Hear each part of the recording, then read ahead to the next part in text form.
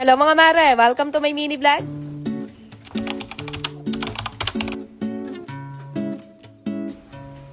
Magandang araw mga mare! For today's vlog, samahan niyo muna kaming hiluhin tong mga gamit namin dito sa bahay.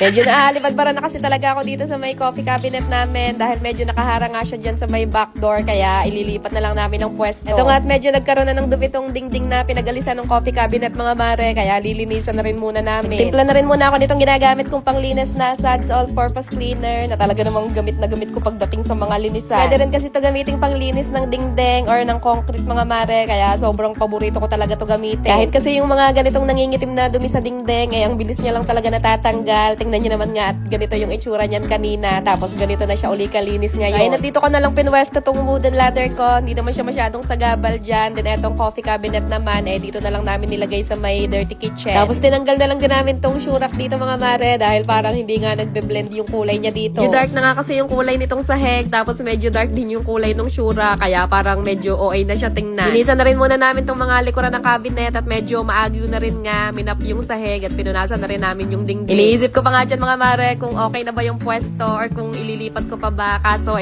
parang medyo naaawa na ako dito sa mga gamit namin at parang mga nagre-reklamo na. Then nagtry lang din ako maglagay ng pahalaman dito sa gilid kaso parang medyo masukal na kaya tinanggal ko na lang ulit. At eto na talaga mga mare, final decision na dito ko na talaga ipopwesto tong coffee cabinet namin kaya pinagbabalik na nga ulit namin yung mga nakalagay dito. Nararamdaman ko na rin kasi yung asawa ko, hindi lang yan makapalag sa akin pero for sure busit na rin yan.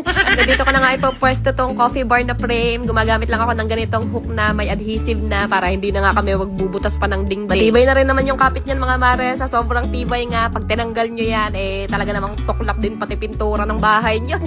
Punasan ko na rin muna tong mga gamit na nakapatong dito. Then pinagtatanggal ko na rin tong mga nakapatong dito sa ibabaw at ang sakit nga sa mata. Nagliligpit-ligpit nga ako dito mga mare. Pinassemble ko na rin dito sa asawa ko tong bago naming dish drainer na ilalagay nga namin dito sa may dirty kitchen. Talaga namang pinush niya yung pahalaman niya dyan sa gilid na para bang hindi talaga makalikali ang babae na ito. Dahil mga mare, nire-arrange ko lang yung mga gamit na nakalagay dito kanina para mas maali-aliwalas nga tingnan. Tapos naglagay lang din ako ng ganitong pa-LED light dito sa may cabinet para mas magliwanag lang din tingnan dito. Order ko lang yan online mga mare, rechargeable na yan, then tricolor na rin yung ilaw, meron na rin yung pandikit na ganyan, kaya ididikit na lang siya.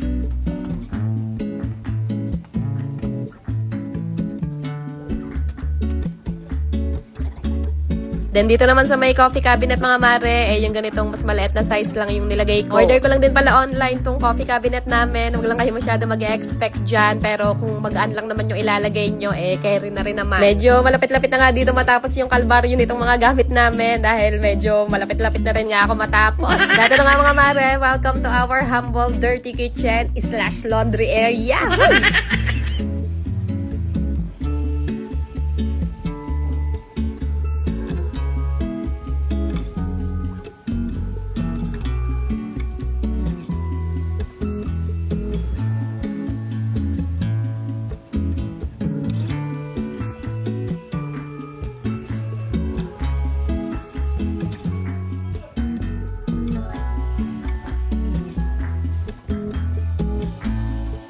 At hanggang dito na lang muna ulit ang aking pinaka-latest update sa inyo. Thank you so much for watching mga Marikoy. See you again sa susunod nating vlog. Good night na muna. At ayun lang muna ulit for today.